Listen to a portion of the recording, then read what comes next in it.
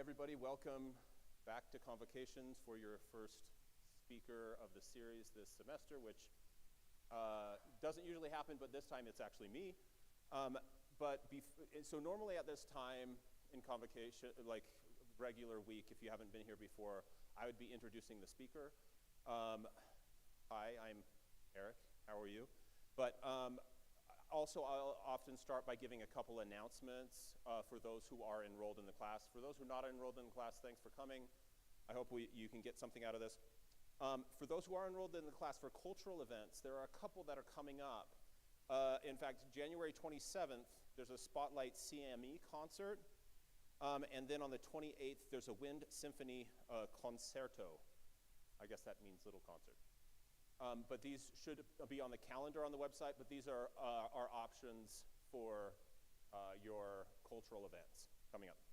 And there are going to be more coming. So today, as I mentioned, is going to be a little bit different than other weeks just because I'm the speaker, and normally I'm not. You don't have to listen to me after today, other than introductions. But today, I wanted to talk first as well, just to remind all of those who are in the class how the presentations work normally.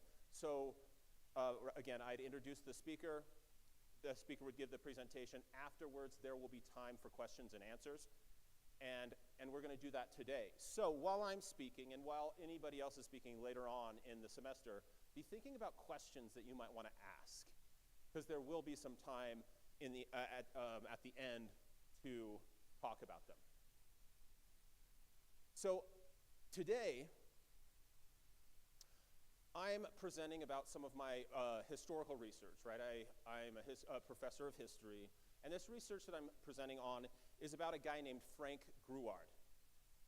And this is a picture of Frank Gruard. He was a 19th century mixed-race Pacific Islander who grew up in a Mormon home, and as a teenager, Gruard left that Mormon home and joined the Lakota people. He lived among the Lakota for 6 years. Afterwards, he left the Lakota and became an Army Scout. And as an Army Scout, he actually was with the U.S. military when they fought against his former family, the Lakota. Anyways, later on in his life, he worked for Buffalo Bill, if you've ever heard of Buffalo Bill. He also solved murder mysteries. He guided wealthy Europeans on hunting trips in the American West. He also, before age 55, had a best-selling book written about him, which I'm sure is a good feat.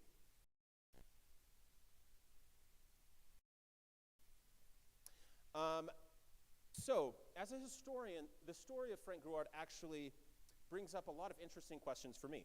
First, how did a mixed-race Pacific Islander become the head Army Scout for the U.S. military during one of the most important events of the 19th century of American conquest?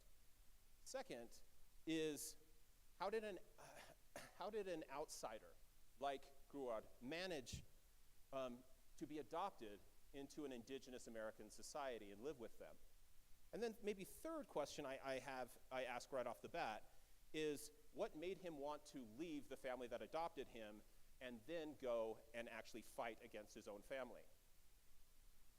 And also as a historian, I think that the reason I'm interested in this guy's story is because it brings up a lot of important historical themes as well. Like, so for instance, there's this theme called, imperialism.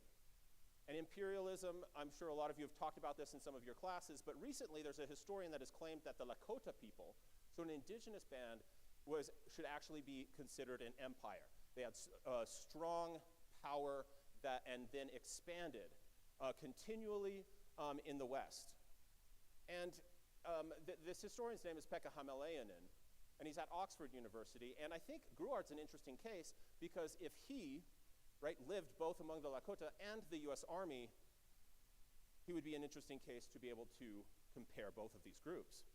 Also, he lived among Mormons, Lakota, and the U.S. military, and we can compare and contrast these 19th century groups by looking at his life. Also, he's kind of interesting for me, and then I'm going to stop talking why he's interesting and talk about him. But he's also interesting to me because his story is a lot different than a lot of histories that you have heard about the American West, which is people from the East moving towards the West. In fact, he grew up, right, he was born in the Pacific Islands, moved to California, then moved to Utah, then moved to Montana, and then ended up dying in Missouri, moving eastward during the moment of westward expansion. And so in some cases, he kind of pushes against what we think of the American frontier story. So today, instead of trying to juggle all of these different themes, what I want to do instead is focus specifically on Gruard's experience navigating racial hierarchies that he lives in. And I'll explain what these are in a minute. But also exploring his, what I call environmental knowledge, the way that he knows and understands the land. And the reason I want to look at these two things is because I believe understanding race and nature are going to help explain some of those early questions on why somebody who's mixed race that was born in the Pacific Islands ends up becoming a person who's guiding the US military in some of their most important wars. So, to start, Gruard belonged to multiple racial categories. And what I mean by this is that Mormons in Utah called him an Indian. American settlers called him a French, quote, half-breed. And Gruard also was called by settlers didn't believe his story from coming from the Pacific Islands. And some said that he was actually mixed race, African-American, French, and Native American. And in the United States in the 19th century, and still today, there's a rule they call the one-drop rule, which is if you have any ancestry that are African-American, you're considered black in the United States. And so somebody claimed that he was black. In fact, the Lakota called him white. So this is an interesting case for me because it allows us to emphasize this idea of racial change. In fact, there's a historian, somebody named Paul Spickard, who claims that one way that outsiders within a group often navigate racial hierarchies is through what he calls racial change or shape-shifting. You might have heard of the term passing, somebody trying to act like a different race. He says that's actually a problematic term in and of itself because race is socially constructed, and therefore people don't pass as another race because people have created these ideas, but people often switch categories. And this happens specifically with mixed race people, he claims, during times of war, empire, nation building, and conquest, and around borderland areas, which is different countries touching each other, different cultures, which are all conditions that Gruard lived through. Also, and when onlookers weren't talking about Gruard's race, they were talking about his environmental knowledge. And what I mean by this is, so for instance, among the Lakota, he talks about how he roamed the wilds at will. Mormon archives talk about how he always wants to be outside. General George Crook, who was one of the head generals of the US military, once said that Gruard knew every mountain pass, crag, ravine, and canyon. And in fact, some historians, a Harvard historian named Tia Miles, she's recently talked about how the outdoors has often in the past inspired people of different races and cultures to find meaning and guidance in their life. And I think that this is the case with Gruard. But with Gruard, it's also different because in this case, his environmental knowledge was used as a tool for empire. And what I mean by this is that, for example, the US military, their job in the 19th century was to displace indigenous peoples, but it was also to study the land, terrain, ecology, wildlife, and natural resources in the area. In fact, they needed people that knew the land to find indigenous peoples, but also to help locate areas to study and explore. And in fact, Gruard becomes one journalist claims that Gruard's knowledge of the Western topography was more than any other person, and quote, was of incalculable value to the government. Okay, so for the rest of my talk today, I'm not gonna really dive too deeply into historical theory like we did maybe for a little bit there. I wanna talk about his life and how he navigates race and uses environmental knowledge. And I'll start by looking at his father. This is Benjamin Gruard. He was among the first Latter-day Saint missionaries to preach in French Polynesia. And in 1844, Benjamin Gruard's companion, a man named Addison Pratt, left a ton of detailed journals that we still have today, and he documented multiple marriages between Mormon missionaries and the indigenous women in French Polynesia. And in fact, Benjamin was one of the first married to a native woman. In 1846, he married a woman named Tiaro. Tiaro died shortly after their marriage, however, in 1846. The Mormons in French Polynesia were not the only white missionaries in the area in the 1840s. In fact, there were missionaries from England, the London Missionary Society, and there were Catholic missionaries. And in fact, what was interesting about this time is that the Catholic missionaries and the British missionaries in the Pacific Islands said missionaries should no longer marry local people there. The Mormons, however, continued to do so. In fact, what the other missionary societies would encourage the missionaries to ask their wives in Europe to come to the Pacific Islands. Some Mormons started doing this as well, including Addison Pratt. Addison Pratt brought his wife Louisa. And in fact, Louisa's job was to take care of all of the children of these mixed race families in French Polynesia, including our friend Frank Gruard. Louisa, one time, when she talked about tending children there, she said that she preferred caring, quote, for a light-skinned girl named Sarah because she showed, quote, very little of her dark blood, is what she said. And even though Mormons' ideas about mixed-race unions were changing, Benjamin Gruard ended up marrying another indigenous woman named Naina. Naina and Benjamin had a child named Ephraim Gruard, who later became known as Frank Gruard. But shortly after Ephraim was born, the Mormon missionaries were forced out of French Polynesia. And so Naina and Benjamin and Ephraim, they all got on a boat and headed to California. They lived in a town called San Bernardino, which was a Mormon community at the time. But this was really hard for Naina, Ephraim's mother, having lived her entire life on this little teeny atoll called Ana. She moved to California, and she hated living in the United States. She felt racial prejudice everywhere she went, and we know this from documentation of others around here that wrote. She chose to go back to the Pacific, and so Benjamin and Ephraim, who was only at this time 2 years old, stayed in California.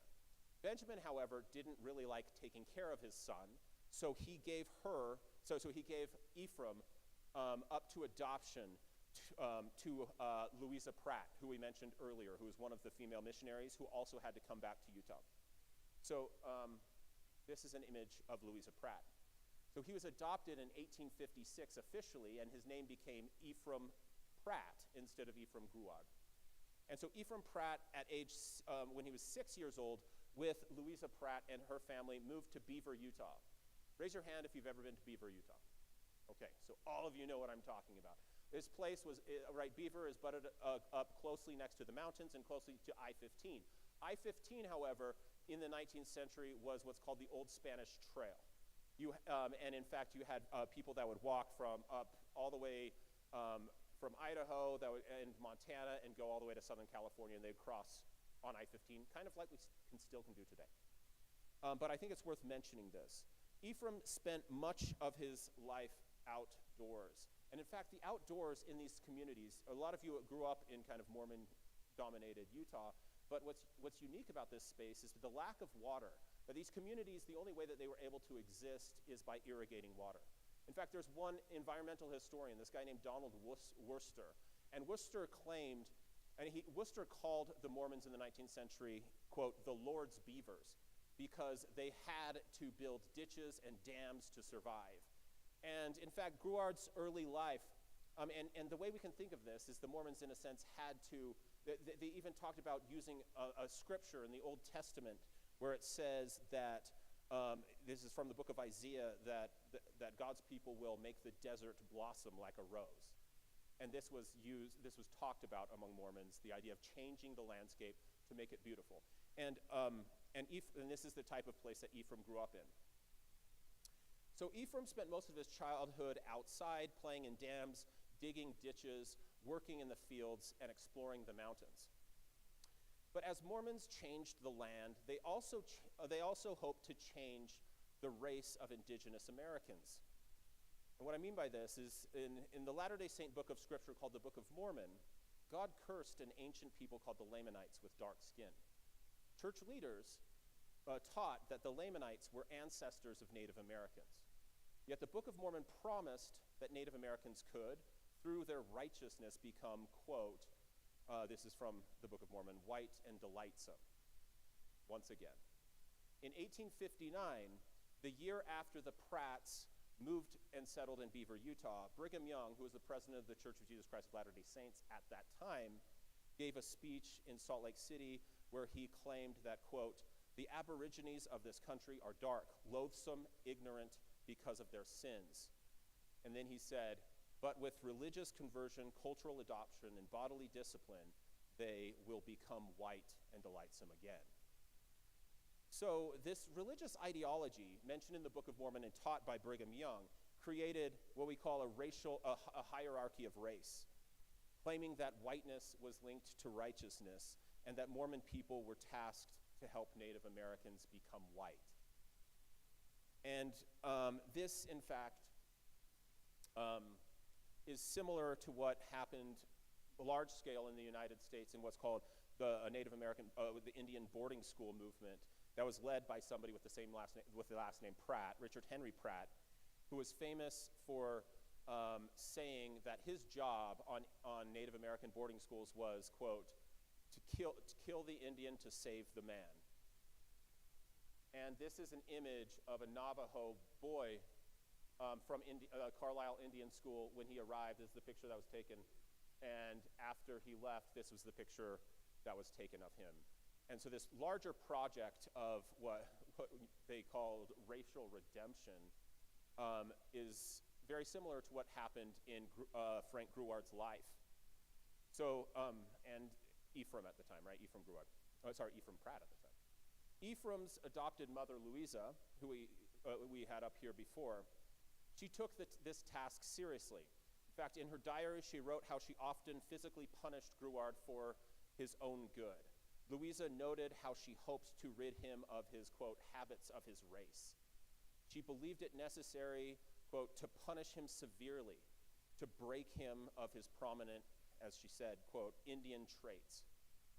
She implied that Pacific Islanders and Native Americans were indeed one and the same, and claimed that Gruard's most dominant Indian traits were dishonesty and wandering. Yet Pratt claimed that, quote, waywardness was woven into his nature, and that nature needed to be altered. And so Ephraim, who loved to be outdoors, left his house one day and was gone for 2 days straight. When he came home, Louisa was furious and punished him. And so as punishment for coming home late, Louisa did not allow him to wear any clothes. She forced him to be naked for days on end, hoping that it would discourage him from leaving the house. She thought that this abuse might help destroy, quote, his Indian traits, and possibly, she wrote, redeem him of his blood. Okay. Once Louisa's brother-in-law took Ephraim. You guys have a problem?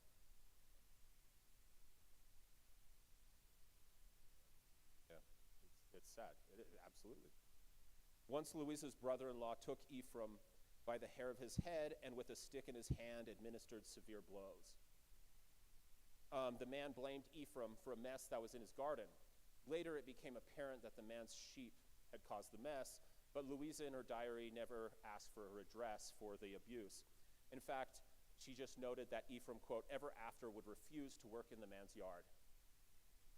But not only did Ephraim refuse again to work for that man, but in 1865, at age 15, he ran away from home. He joined a mule skinner team that transported liquor from Southern California to Montana. Ephraim could not live up to Louisa's expectations, especially her expectations to become, quote, white and delightsome. Ephraim never saw the Pratt family again, but he did write home once after he became a famous Army Scout about 10 years later. And in his letter, he actually gave Louisa a photograph of himself at the time. And this is right much later. And when Louisa opened the photograph and saw it, she claimed happily, quote, "There was no look of an Indian about him." And then she added, "It was almost like the resurrection of the dead." And his experience in Utah confirms a phenomenon that historian Amanda Hendricks Komoda noticed, specifically that indigenous people in the 19th century from the Pacific as well as from the American West who joined the Mormons during that time, and she wrote they could live in a Mormon Zion but could never fully inhabit it. So now I want to, I'm going to actually take a drink here for a second, give you guys 1 second break. So Ephraim left. He joined this pack train. And when he left Utah, he left his religion and his past in the desert. From then on, he became known as Frank Gruard.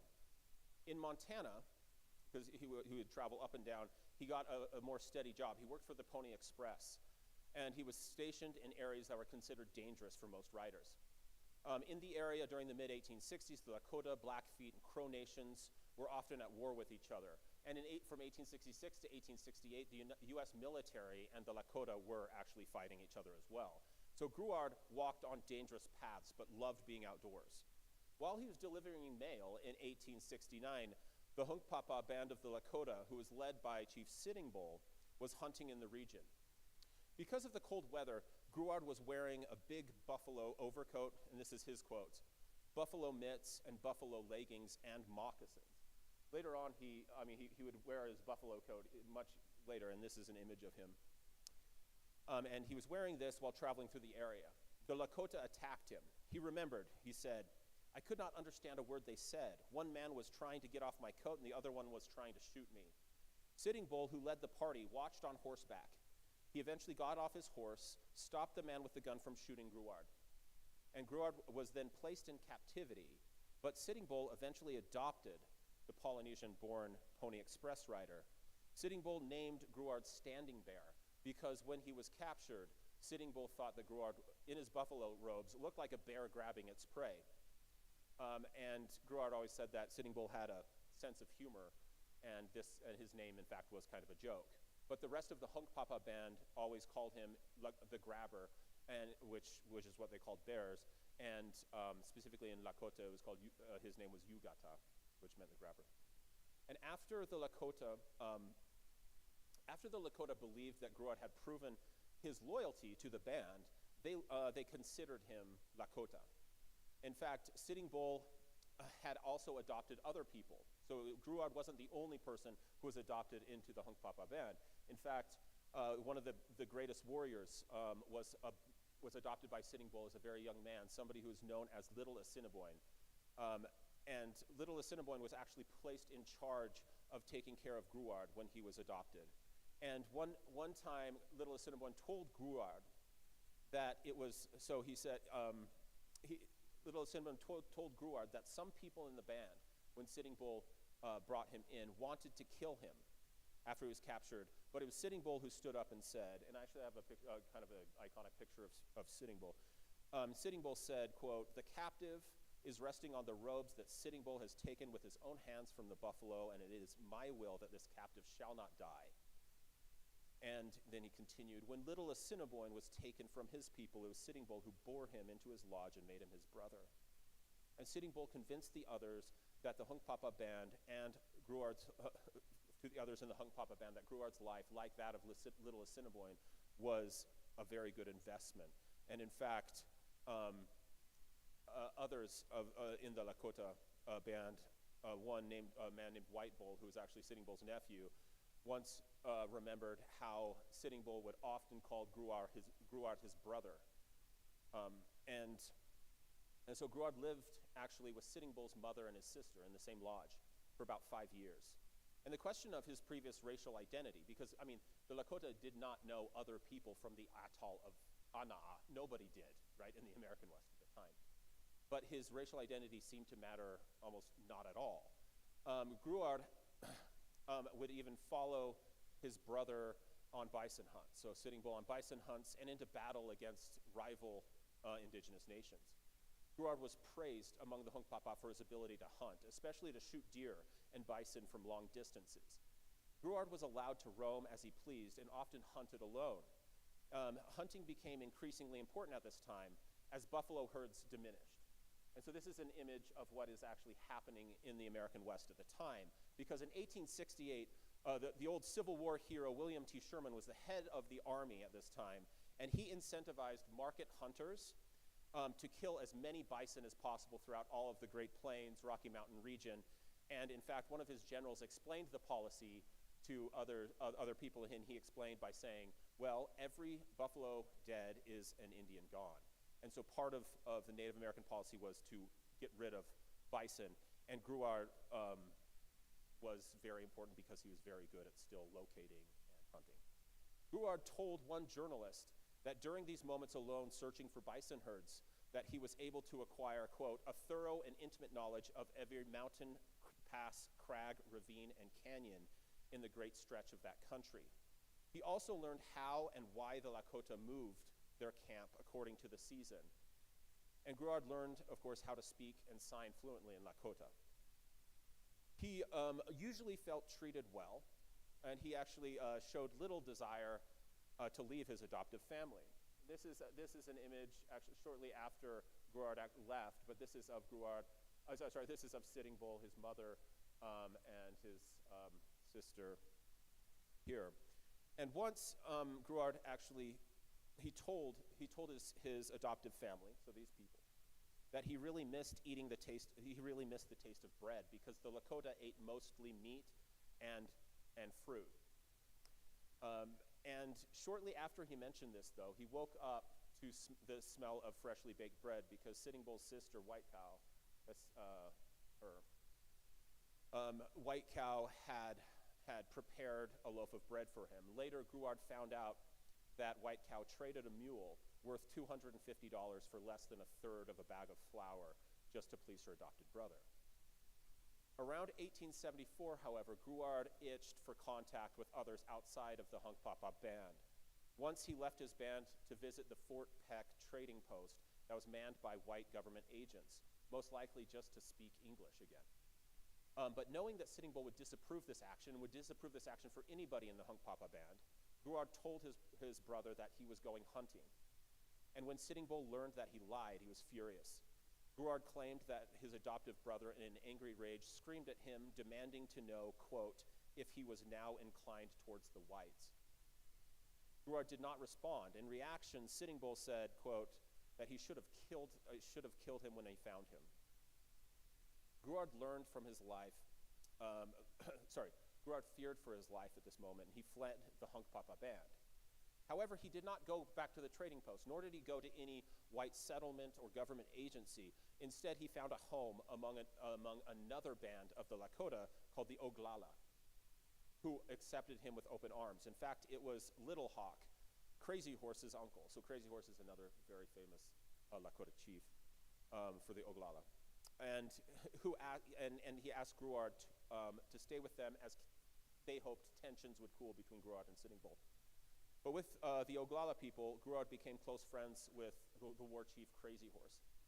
He even helped Crazy Horse bury his sister after her death. And tensions, however, never cooled between Gruard and Sitting Bull.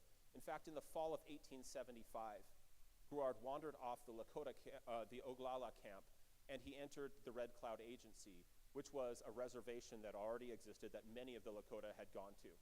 But Sitting Bull and Crazy Horse, they said, we are not agency Indians. We're not going there. But Gruard did go there, and and according to one person who saw him that day, his hair was long and braided, and his body was painted, and he only wore a thong and breechcloth. I don't have a picture of that. Sorry. But he stayed at the reservation until he was hired by a government commission that was sent by Washington, D.C., to convince Sitting Bull and Crazy Horse to accept a treaty, because they had to get a certain percentage of the Lakota people to sign a treaty, because they wanted to purchase this area called the Black Hills. So for those who don't know, this is an image of the Black Hills. The Black Hills, or Pahasapa, as it's called in Lakota, was part of the official Sioux territory and was considered the sacred homeland of the Lakota and the Dakota people. But since 1874, miners had swarmed into the area because General George Armstrong Custer found gold there on a secret and illegal expedition on his free time, and then advertised it. So miners were swarming into the area. And so Gruard's job was to help convince his former brother and friend to sell their sacred homeland. After talking to Gruard and the commission, both Sitting Bull and Crazy Horse unsurprisingly rejected the commission's offers. But when they rejected the offers, the United States government announced that they were nevertheless taking the Black Hills, and that any hostile, quote, hostile band, which included all of the followers of Sitting Bull and Crazy Horse, needed to report to a reservation by January 31st of that year, which was 1876, or the United States Army would force them. So this becomes an issue. But when Sitting Bull saw Gruard with the other white soldiers, he was both angry and saddened. In fact, he spoke only a couple words to his former brother. Sitting Bull's nephew, White Bull, later on claimed that Sitting Bull said that Gruard should have been killed, and when he was first captured. Then White Bull noted, and he said this, he said, Gruard was the only, quote, white man to have fooled Sitting Bull. And then he continued and said, he, in fact, fooled the whole tribe. This is White Bull. The guy lived, Sitting Bull's nephew lived until the 1930s. But this is this is an interview that he had about Gruard, calling him also a white man, the only one who ever fooled Sitting Bull. So whether Gruard actually intended to trick or fool his former family, it's hard to know. But Gruard was paid $500 for translating for the commission. And what he did with that $500 is he used it to buy clothes and to pay for a haircut. So he cut off his hair and purchased white people's clothes. So after he left the Lakota, Gruard quickly rose through the ranks of the U.S. military. He wasn't officially a soldier. He was what they called a civilian scout. But in early 1876, as the United States prepared for war against the Lakota, Gruard was in charge of guiding the generals of this group, right? And in fact, he guided General George Crook, this is George Crook, an image of George Crook, to secretly attack a northern Cheyenne and Lakota village on the Powder River during a heavy snowstorm. One soldier described Gruard leading the general with, quote, the accuracy of a bird and following the tracks of the enemy like a hound. The Powder River expedition, as it became to be called, started what is known as the Great Sioux War. Crook claimed that, quote, no other scout could have found that village. And by late September that same year, Gruard became Crook's chief of scouts and the general's most trusted advisor. One scholar has even claimed that Crook, quote, took Gruard's words as gospel. Gruard was with Crook at what's called the Battle of the Rosebud, which was in Wyoming. But 30 miles north, there's a much more famous battle that took place.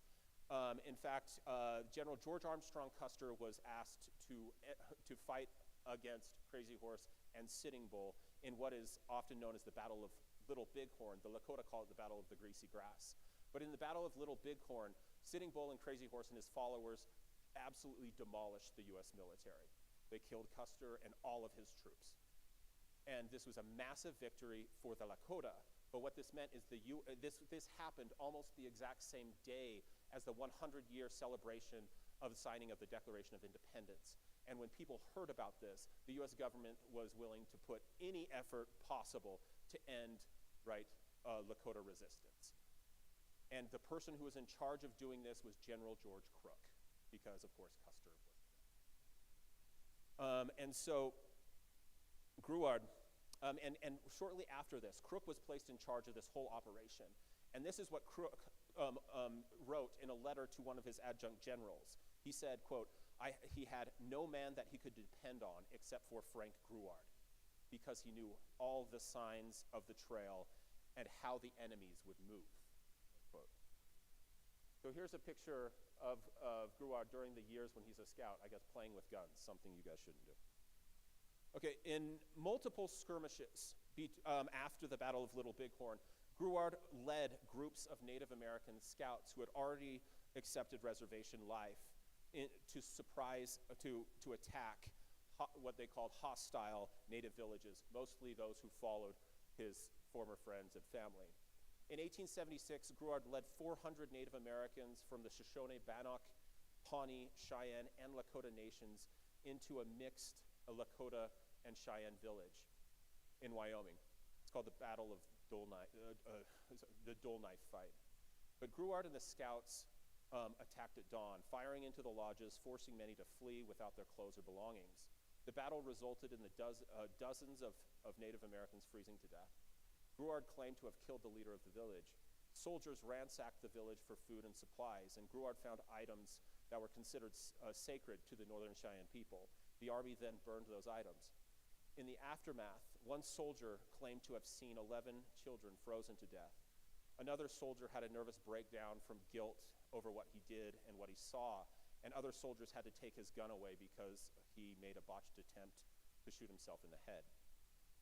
During the winter of 1876 and 1877, the army had no massive, decisive victory over the Lakota people. Instead, they tried to starve them out. The bison herds were already almost entirely gone.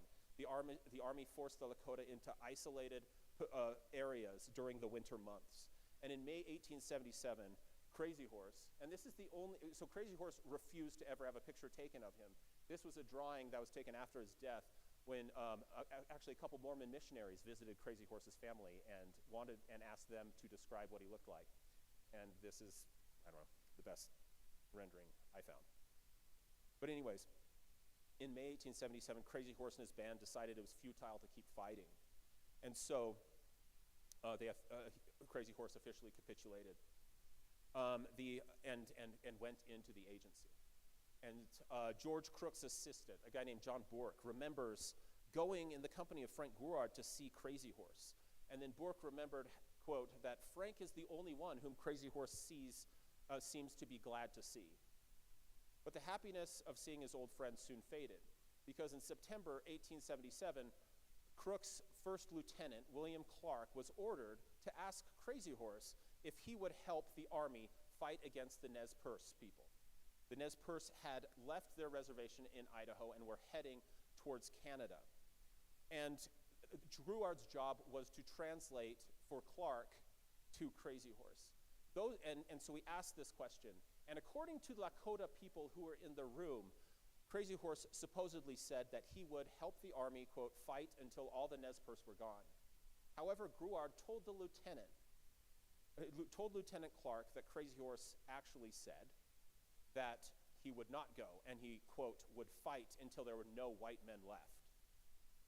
So it's unclear if Gruard intentionally mistranslated Crazy Horse's words, or if this was an honest accident, somebody who it wasn't his native language. But whatever the case, Gruard's mistranslations led to the army arrest of Crazy Horse. They had promised him a place of freedom on a reservation, but when this happened, they in secret came and arrested him. On September 5th, 1877, at Fort Robinson, Nebraska, police officers tried to force Crazy Horse into a jail cell. And like Gruard, Crazy Horse hated to be indoors. He feared captivity. And when he resisted, one of the guards behind him stabbed him in the back twice with a bayonet going all the way through his kidneys. This is ledger art from Amos Badhart Bull, who's Lakota, of the event. Gruard was there. Gruard was actually standing right in front of Crazy Horse, and Gruard said, quote, that I did not see the thrust given as it was given from behind. And indeed, Crazy Horse was stabbed in the back. And after Crazy Horse's death, Gruard helped the U.S. military to win the war and forced the rest of Lakota onto reservations. He, in fact, found fame in his role in the army. One journalist, Joe DeBart, wrote a biography based on his interviews. Bam, this is the book. It's been reprinted numerous times. In fact, it just came out on Audible 2 years ago. You can still listen to this book that was written in 1904. But the message of this book was simple, that Gruard helped American civilization conquer indigenous savagery. The message, in fact, was long-lasting, but not problematically not true. Gruard's life, however, suggests a far different message than Desbartes' book that claims this trope of civilization over savagery. In fact, with its increasingly rigid racial hierarchies, Gruard found life in America after the war difficult. Rumors spread constantly that Gruard was not a Pacific Islander, as he always claimed to be, that he lied about his origins. He was and one claim, of course, was that he was the son of a French trapper and a Native American, and then another one of an African American and a French trapper. And so he had a hard time finding acceptance. He even tried to return to live with the Lakota in the 1880s, unsurprisingly was rejected from a space in their community. And Gruard eventually found work ranching for Buffalo Bill Cody, who you might have heard of as the greatest kind of Wild West showman. Buffalo Bill Cody was also a scout, not a very good one compared to Gruard, but was very good at promoting this idea of the Wild West.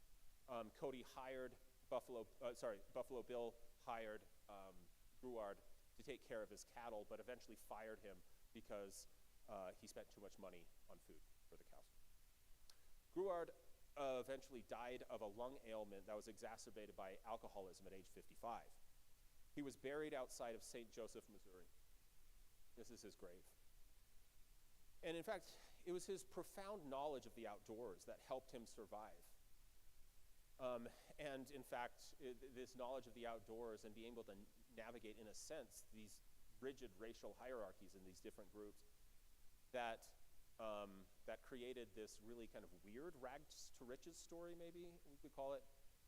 But however, he never was able to fully navigate America's problematic racial hierarchies. And some of these hierarchies still exist today. And thank you. That's my presentation.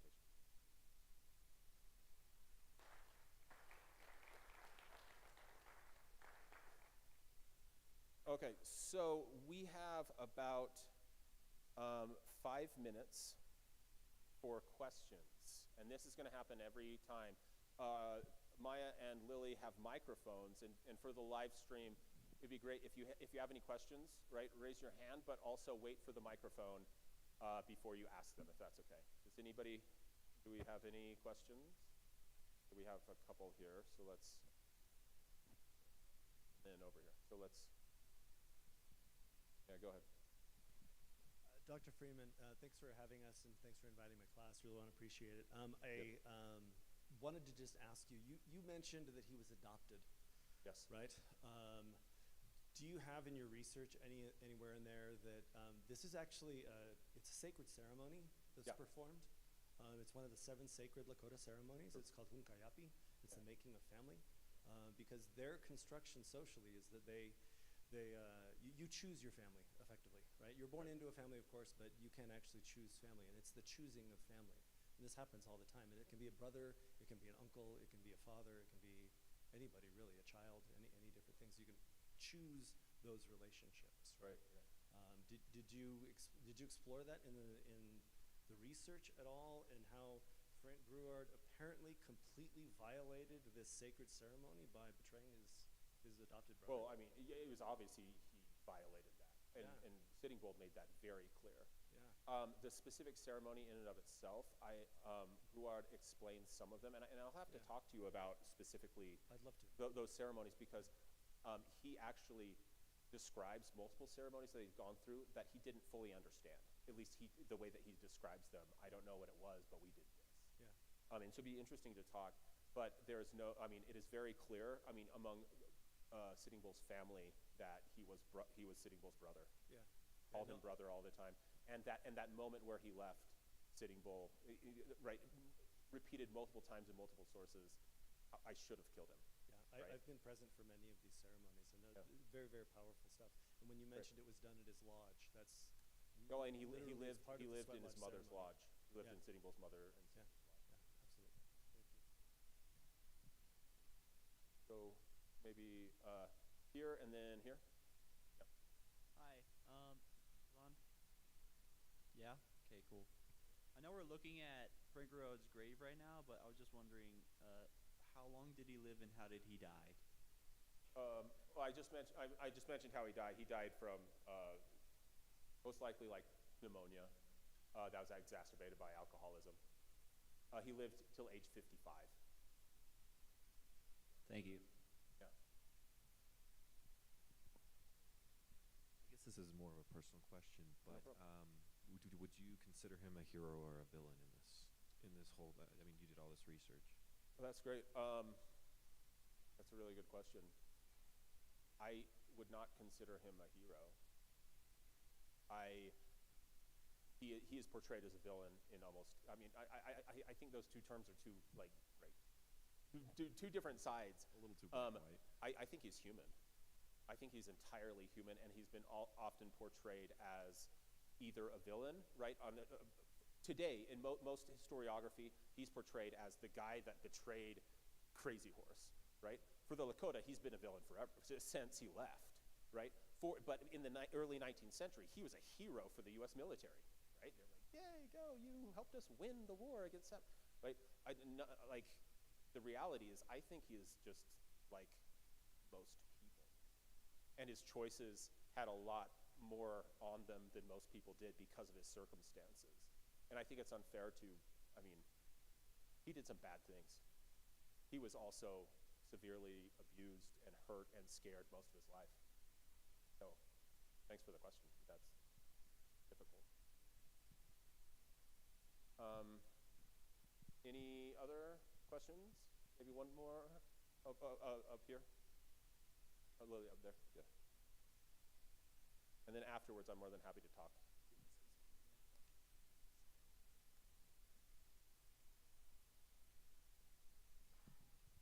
So you mentioned that in the beginning, like the Mormon religion was trying to strip Gerard away from his like culture and sensibly turn him white. Like knowing this, why is like the Mormon religion still so idolized? Because there's a lot of like the same similar things as they do today. I don't know if the Mormon religion is what's the term you used? Well, like idolized. I think it is for those within the church. I'm not sure everybody. I don't know to say it's idolized, but like so many people are still like. Well, I don't think. I mean, I don't think they were all that dissimilar from other groups. Which I kind of tried to show here is the United States entirely moved into this idea of racial redemption in the 1980s. This is when Native peoples were forced onto reservations, like the Lakota. Almost as that started, the government had this plan of sending children to boarding schools, and the job of the boarding schools was to do this. I think what I would argue is that his life in Beaver, Utah was not that dissimilar from the life of many indigenous children in the 1880s. So I'm not so sure it's, I mean, in a lot of ways, I think the Latter-day Saints in the story are actually not that unique in their ideas, although, because a lot of Americans did buy into those same. I want to be, maybe one question, and then I'll let you guys go, because I know you might have other classes, but if you have more questions for me, I'd be more than happy to hang out and talk. Like, I've nerd out about this forever if you want. Just a quick question. Yeah. Throughout your presentation, you referred to the Church of Jesus Christ of Latter-day Saints as the Mormon Church, despite that being seen as an offensive term and name for them. It's a slur. Was there any particular reason for that? So the reason is because people in the 19th century, including members of the Church of Jesus Christ of Latter-day Saints, called themselves Mormons. And as historians, that's kind of the accepted practice, is yes, in the case of Brigham Young, I said, president of the Church of Jesus Christ of Latter-day Saints. Also, I use the term Mormons often as a scholar, especially because the Church of Jesus Christ of Latter-day Saints today that ran from Salt Lake City is not the only Mormon church. And so I use that as an umbrella term, not in any way to poke offense, because that's the term they used for themselves at the time, and I'm looking at those documents at the time. They called themselves Mormons. and it's also an umbrella term for all people who believe in the Book of Mormon. That includes many more people than just members of the Church of Jesus Christ of Latter-day Saints. Well, thank you guys. I know I'm wary of time, so if you want to have any questions or anything else like that, I'm more than happy to hang out. Thank you.